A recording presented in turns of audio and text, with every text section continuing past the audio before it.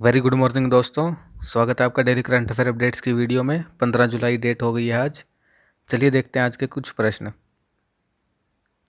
आज का हमारा पहला प्रश्न है, भारत ने निम्नलिखित में से किस देश में भीम यूपीआई जो भीम ऐप है भारत की क्यूआर कोड आधारित उसकी भुगतान प्रक्रिया शुरू कर दी है। निम्नलिखित में से किस देश में इसकी भुगतान प्रक्रिया शुरू की? इसका सही उत्तर होगा बी, भूटान में। हाल ही में ये की वित्त मंत्री निर्मला सीतारमण ने भूटान में भीम यूपीआई क्यूआर आधारित भुगतान शुरू किया, जो दोनों पड़ोसी देशों के बीच सहयोग को और मजबूत करेगा। भूटान में लॉन्च के साथ दोनों देशों के जो भुगतान की बुनियादी ढांचे हैं वो मूल रूप से जुड़े और इससे भूटान की यात्रा करने वाले भारतीय पर्यटकों और व्यापारियों को भी लाभ मिलेगा। यह कैशलेस लेन देन के माध्यम से जीवन यापन करना और यात्रा को आसान बनाएगा। चलिए आप बताइए, भूटान के जो पीएम हैं, ये हैं भूटान के पीएम, इनका क्या नाम है? कमेंट करके बताइए। और क्या भूटान पहला देश है जिसमें भीम यूपीआई स्टार्ट हुई है, या इससे पहले भी कोई देश थे? बताइए कमेंट कर। अगला प्रश्न, विदेश मंत्री एस जयशंकर ने निम्नलिखित में से किस देश में महात्मा गांधी की प्रतिमा का अनावरण किया? इनमें से किस देश में? वो वेस्टर्न एशिया और ईस्टर्न यूरोप की यात्रा पर थे। इसका सही उत्तर होगा ए, जॉर्जिया। इसके बारे में पढ़ें तो विदेश मंत्री एस जयशंकर ने जॉर्जिया के एक प्रमुख तबिलिसी पार्क में महात्मा गांधी की एक प्रतिमा का अनावरण किया। पूर्वी यूरोप और पश्चिमी एशिया के प्रतिच्छेदन पर स्थित रणनीतिक रूप से महत्वपूर्ण देश कौन सा? जॉर्जिया। जॉर्जिया को अपनी 2 दिवसीय यात्रा के दौरान जयशंकर ने देश के शीर्ष नेतृत्व के साथ बातचीत की और 17वीं शताब्दी की सेंट क्वीन केतेवन के अवशेष भी सौंपे। कौन थी सेंट क्वीन केतेवन? देखते हैं इसके बारे में। 17वीं शताब्दी में जॉर्जिया की रानी थी जिन्हें शहादत प्राप्त की थी। मध्यकालीन पुर्तगाली अभिलेखों के अनुसार जो उनके अवशेष थे वो कहाँ? 2005 में ओल्ड गोवा में स्थित सेंट अगस्टिन कॉन्वेंट में पाए गए थे। तो ओल्ड गोवा, जी हाँ, भारतीय राज्य ओल्ड गोवा के सेंट अगस्टिन कॉन्वेंट नामक स्थान पर इस महारानी के अवशेष थे, जो कि अब हमारे जो विदेश मंत्री एस जयशंकर हैं वो जॉर्जिया में देकर आए हैं। अगला प्रश्न, निम्नलिखित में से कौन ओलंपिक खेलों की जिम्नास्टिक प्रतियोगिता के जो जज हैं उसके रूप में चुने गए पहले भारतीय बन गए हैं? यानी जिम्नास्टिक को जो जज करेंगे उनका जज बना है पहला इंडियन, फर्स्ट इंडियन। इनमें से कौन? इसका सही उत्तर होगा डी, दीपक कबरा। अगला प्रश्न, बैडमिंटन वर्ल्ड फेडरेशन के अनुसार BWF वर्ल्ड चैंपियनशिप 2026, याद रखिए सन 2026 को किस देश में आयोजित किया जाएगा? बताइए।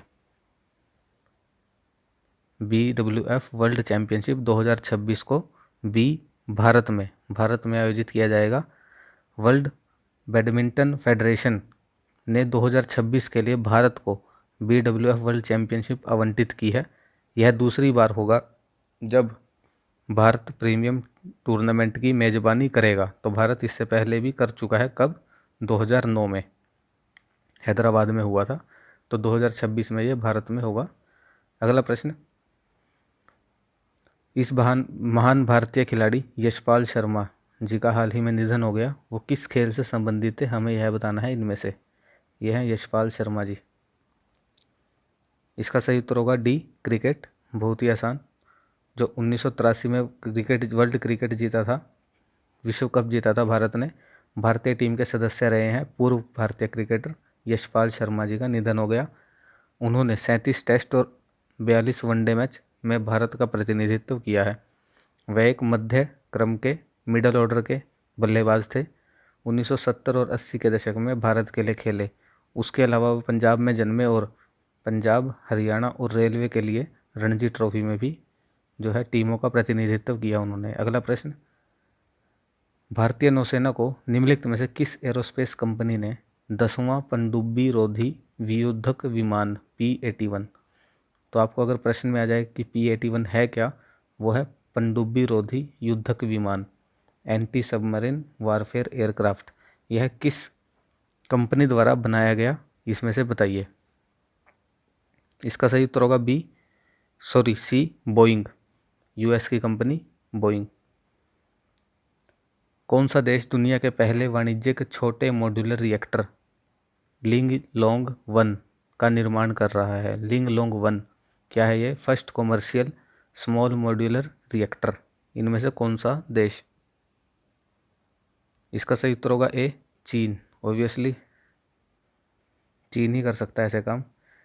चीन ने अपने चांगजियांग परमाणु संयंत्र ऊर्जा संयंत्र पर आधिकारिक तौर पर दुनिया के पहले वाणिज्यिक मॉड्यूलर छोटे रिएक्टर लिंग लोंग वन का निर्माण शुरू कर दिया है।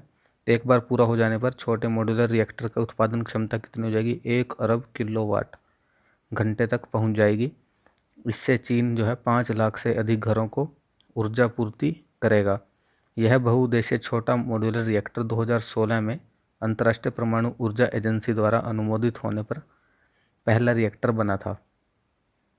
तो कहाँ हुआ ये? चीन में, चीन के चांगजियांग परमाणु संयंत्र। अगला प्रश्न, निम्नलिखित में से कौन सा राज्य जो है उत्तर पूर्वी राज्य पहला बन गया है जो मवेशियों की रक्षा के लिए कानून प्रस्ताव करेगा?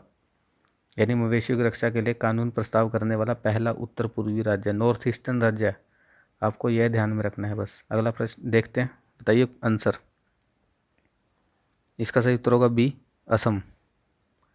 अगर इसके बारे में पढ़ें तो असम के मुख्यमंत्री कौन? हिमंत बिस्वा शर्मा ने असम मवेशी संरक्षण विधेयक 2021 के माध्यम से राज्य में मवेशियों की रक्षा के लिए प्रस्तावित कानून पेश किया।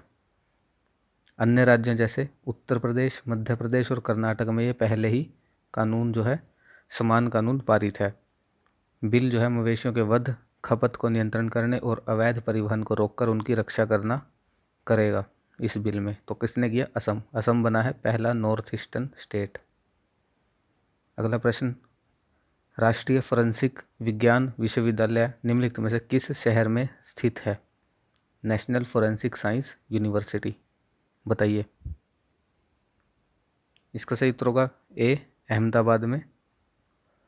न्यूज़ में क्यों था इसके बारे में देखते हैं। राष्ट्रीय फोरेंसिक विज्ञान विश्वविद्यालय, जिसे पहले गुजरात फोरेंसिक साइंस यूनिवर्सिटी के नाम से जाना जाता था, फोरेंसिक और खोजी विज्ञान को समर्पित है। केंद्रीय गृह मंत्री अमित शाह ने अहमदाबाद में राष्ट्रीय फोरेंसिक विज्ञान विश्वविद्यालय के नारकोटिक्स और साइकोट्रोपिक पदार्थों के अनुसंधान और विश्लेषण के लिए एक नवनिर्मित उत्कृष्टता केंद्र का उद्घाटन किया है, इसीलिए यह न्यूज़ में था। इस केंद्र का उद्घाटन हुआ कहाँ पर? राष्ट्रीय फोरेंसिक विज्ञान विश्वविद्यालय अहमदाबाद। महिलाओं के खिलाफ अपराधों की जांच पर वर्चुअल प्रशिक्षण का भी उद्घाटन किया गया। अगला प्रश्न, निम्नलिखित में से किस राज्य सरकार ने हाल ही में इलेक्ट्रॉनिक वाहन ईवी नीति 2021 का अनावरण किया? बताइए। इलेक्ट्रॉनिक व्हीकल पॉलिसी 2021 किस स्टेट ने बनाई? इसका सही उत्तर होगा डी, महाराष्ट्र ने। क्या होगा इस नीति में देखते हैं। महाराष्ट्र सरकार ने महाराष्ट्र इलेक्ट्रॉनिक वाहन नीति 2021 का अनावरण किया। सरकार ने उद्योगों और उपभोक्ताओं को प्रोत्साहन देकर राज्य में ईवी निर्माण कंपनियों और संबद्ध व्यवसायों को आकर्षित करने के लिए योजना का खुलासा किया। महाराष्ट्र इलेक्ट्रॉनिक वाहन नीति 2021 का अनावरण इलेक्ट्रॉनिक वाहनों को अपनाने, इसके उत्पादन और बुनियादी ढांचे को मजबूत करने के उद्देश्य से किया गया। यह सुनिश्चित भी करने का भी प्रयास किया गया कि ईवी में जो है ईवी में 2025 तक पंजीकृत नए वाहन कम से कम 10% हों और 25% जो है किन किन शहरों से, मुंबई, नागपुर, पुणे, अमरावती और औरंगाबाद और नासिक, यहाँ से हमारे कवर हों वाहन। और शहरी क्षेत्रों, राजमार्गों में 2500 चार्जिंग स्टेशन बनाने का भी लक्ष्य है। अगला प्रश्न देखते हैं। एनटीपीसी लिमिटेड ने किस राज्य में भारत का सबसे बड़ा सौर पार्क स्थापित किया हाल ही में? बताइए। इसका सही उत्तर होगा गुजरात। गुजरात के कच्छ क्षेत्र में एनटीपीसी लिमिटेड द्वारा गुजरात के कच्छ के रण में भारत का सबसे बड़ा सौर पार्क स्थापित करेगा। यह सौर पार्क की क्षमता 4.75 गीगावाट होगी। इसे गुजरात के कच्छ के रण क्षेत्र में स्थापित किया जाएगा, जहां पर एनटीपीसी वाणिज्यिक स्तर पर हरित हाइड्रोजन, ग्रीन हाइड्रोजन, हाल ही में हमें पढ़ा था क्या होता है, उसकी भी उत्पन्न करेगा। एनटीपीसी 2032 तक, इसका लक्ष्य क्या है, 2032 तक 130 गीगावाट बिजली उत्पादन करना। किससे? अक्षय ऊर्जा से, जिसमें 60 गीगावाट अक्षय ऊर्जा स्थापित मतलब सम्मिलित है। अगला प्रश्न, अंतर्राष्ट्रीय पर्यटन को बढ़ावा देने वाले सही जोड़े वाले अरबपति उद्यमी और उनकी कंपनियों को हमें चुनना है। यह है अरबपति उद्यमी और यह है उनकी कंपनी। बताइए कौन सा हमारा सही युग्म है, सही जोड़ा है। Richard Branson, Virgin Galactics, Jeff Bezos, Blue Origin, Elon Musk, SpaceX. इसका सही उत्तर होगा डी, 1, 2, 3, तीनों हमारे सही हैं यहाँ पर। इसके बारे में पढ़ें तो 3 अरबपति उद्यमी कौन कौन? वर्जिन गैलेक्टिक्स के रिचर्ड ब्रैंसन, ये हैं रिचर्ड ब्रैंसन। जेफ बेजोस कौन? ये रहे जेफ बेजोस, अमेजन के संस्थापक, उनकी कंपनी है ब्लू ओरिजिन। और एलोन मस्क स्पेस एक्स और टेस्ला के संस्थापक, उनकी वाणिज्यिक अंतरिक्ष पर्यटन के लिए जो कंपनी बनाई है उन्होंने, वो है स्पेस एक्स। तो ये 3 कंपनी आपको याद रखना है। हाल ही में न्यूज़ में थे ये व्यक्ति, रिचर्ड ब्रैंसन जो है पहले दुनिया के व्यक्ति बन गए हैं जो खुद के बनाए गए स्पेस शिप में यानी अंतरिक्ष यान में अंतरिक्ष का टूर किया इन्होंने। तो ये दुनिया के पहले ऐसे व्यक्ति बन गए हैं जो खुद के बनाए हुए यानी एक तरह से टूरिज्म की तरह अंतरिक्ष में गए, टूरिस्ट की तरह। क्या आप कमेंट करके बता सकते हैं कि ये किस विमान में गए थे? उस विमान का नाम क्या था? कमेंट करके ज़रूर बताइए। अगला प्रश्न, केसरिया बुद्ध स्तूप जो है दुनिया का सबसे ऊंचा और सबसे बड़ा उत्खनित स्तूप है, यह किस राज्य में स्थित है? हाल ही में न्यूज़ में था केसरिया बुद्ध स्तूप। बताइए। इसका सही उत्तर होगा ए, बिहार में यह स्थित है, बिहार के चंपारण में। बिहार के पूर्वी चंपारण जिले में विश्व प्रसिद्ध केसरिया बुद्ध स्तूप पड़ोसी नेपाल के जो है गंडक नदी के जलग्रहण के कारण इसके कुछ हिस्से जो है बाढ़ के कारण जलमग्न हो गए थे, इसलिए न्यूज़ में था। इसे दुनिया का सबसे बड़ा बौद्ध स्तूप माना जाता है। यह कई बौद्ध देशों के पर्यटन को जो है आकर्षित करता है। 1814 में कर्नल मैकेंजी के नेतृत्व में इसकी खोज की गई थी। बाद में 1861-62 में जनरल कनिंघम और 1998 में के मोहम्मद ने इस स्थल की ठीक से खुदाई की। 104 फीट की ऊंचाई का है यह। और जो जावा में भी एक प्रसिद्ध बौद्ध स्तूप है, बोरोबुदुर स्तूप से 1 फुट लंबा है, 1 फुट लंबा है ये। 104 फीट का बौद्ध स्तूप है हमारे वाला बिहार का। अगला प्रश्न, 1999 का सेनारी मैसेकर ऑफ 1991 किस जिले में हुआ? बिहार के। यह हाल ही में बहुत न्यूज़ में था, इसी को लेकर पटना हाई कोर्ट भी न्यूज़ में था। 1999 का सेनारी नरसंहार किस जिले का था? इसका सही उत्तर होगा डी, जहानाबाद। हुआ क्या था इसके बारे में पढ़ते हैं। सुप्रीम कोर्ट जो है 12 जुलाई को 1999 के सेनारी नरसंहार के 14 आरोपियों को पटना उच्च न्यायालय द्वारा बरी किए जाने पर उसके खिलाफ बिहार सरकार की अपील पर सुनवाई करने की जो है सहमत हो गया है। मतलब पटना उच्च न्यायालय ने उनको बरी कर दिया था, लेकिन बिहार सरकार अब सुप्रीम कोर्ट में गई है और सुप्रीम कोर्ट इस केस को सुनेगा।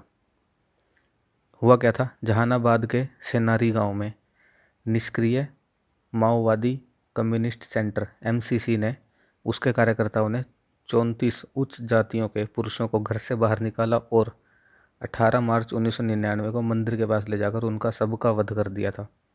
इस घटना को सेनारी नरसंहार कहा जाता है।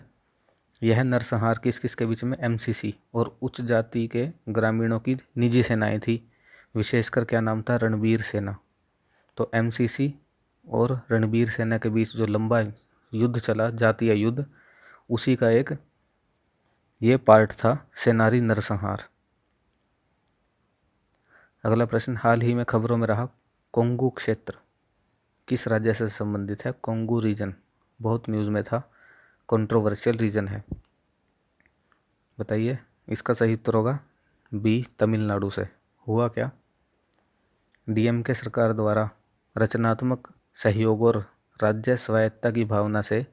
देखिए, आपको पता होगा डीएमके सरकार के जो एम के स्टालिन सीएम हैं तमिलनाडु के, उन्होंने भारत सरकार को हाल ही में अपने सभी डॉक्यूमेंट्स में यूनियन गवर्नमेंट एक देखिए दो टर्म है, एक तो सेंट्रल गवर्नमेंट और एक यूनियन गवर्नमेंट, दोनों भारत सरकार के लिए यूज़ होती हैं। तो उन्होंने अपने सभी कागज़ों में यूनियन गवर्नमेंट लिखना स्टार्ट कर दिया, क्योंकि सेंट्रल गवर्नमेंट जो है एक नेगेटिव टर्म है। सेंटर का मतलब है केंद्रीकरण, यानी सेंट्रल में हो जो है पावर का जो है केंद्रीकरण। तो हम बात कर रहे थे कि जो सेंटर वर्ड है सेंट्रल, वो पावर का केंद्रीकरण दर्शाता है, लेकिन यूनियन गवर्नमेंट एक तरह से पॉजिटिव टर्म है। यूनियन से हमें समूह का पता चलता है, केंद्र यानी भारत सरकार और राज्य सरकार का जो है समूह। तो इसीलिए उन्होंने यूनियन गवर्नमेंट जो है अपने सभी कागज़ों में लिखना स्टार्ट किया। इसी कारण जो बहस हुई, तो वहाँ पर अब कोंगू नाडु क्षेत्र को अलग करने के लिए जो है एक तमिलनाडु के विभाजन पर बहस सामने आई। जो वहाँ की बीजेपी गवर्नमेंट है, उन्होंने मतलब बीजेपी जो पार्टी है वहाँ की ओपोजिशन, उन्होंने यह स्टार्ट कर दिया कि कोंगू नाडु अलग से क्षेत्र बनाया जाए तमिलनाडु को विभाजन करके। हिस्ट्री के बारे में जाने तो डीएमके के जो मुख्यमंत्री रहे पहले सीएन अन्नादुरई और केलेंगर करुणानिधि, वो भी पहले केंद्र सरकार के रास्ते में खड़े रहे थे, जिस केंद्र सरकार ने सहकारी संघवाद की भावना के उल्लंघन में राज्यों के अधिकारों को छीनने का काम किया। यानी जब जब राज्य के अधिकारों को छीनने का काम किया, तो ये डीएमके जो पार्टी है वो हमेशा अपने अधिकारों के लिए केंद्र सरकार के सामने डटी रही। और उसी कड़ी में यह एक उनका कदम है यूनियन गवर्नमेंट लिखने का सेंट्रल गवर्नमेंट की जगह। आप बताइए कौन सी टर्म आपको सही लगी, कमेंट करके, यूनियन गवर्नमेंट या सेंट्रल गवर्नमेंट। तो जो ये कोंगा नाडु क्षेत्र था वो तमिलनाडु का क्षेत्र था। इसके बारे में अगर हम पढ़ें तो कोंगा नाडु पश्चिमी तमिलनाडु, ये देखिए ये तमिलनाडु है मैप में, ये है पश्चिमी तमिलनाडु। पश्चिमी तमिलनाडु के हिस्से इस क्षेत्र में आते हैं। ये कोई ना तो कोई पिन कोड है, ना ही इसका कोई औपचारिक रूप से नाम दिया गया है। यह तमिल साहित्य में इसका नाम मिलता है कोंगा नाडु। कोंगू नाडु को तमिल साहित्य में स्थान मिला है। संगम साहित्य के एक अलग क्षेत्र के रूप में कोंगा नाडु का उल्लेख भी है। वर्तमान समय के तमिलनाडु के कौन कौन से नीलगिरी, तिरुपुर, कोयम्बटूर, करूर, इरोड, नमक्कल और सलेम जैसे ज़िले जो हैं इस क्षेत्र में आते हैं। तो ये कोंगू नाडु जो था तमिलनाडु का था क्षेत्र, और तमिलनाडु में भी वेस्ट यानी पश्चिमी तमिलनाडु का क्षेत्र है। आपको याद रखना है, ये ज़िले आप याद रख सकते हैं तो रख सकते हैं। तो ये था आज का हमारा लास्ट प्रश्न। धन्यवाद। Have a nice day.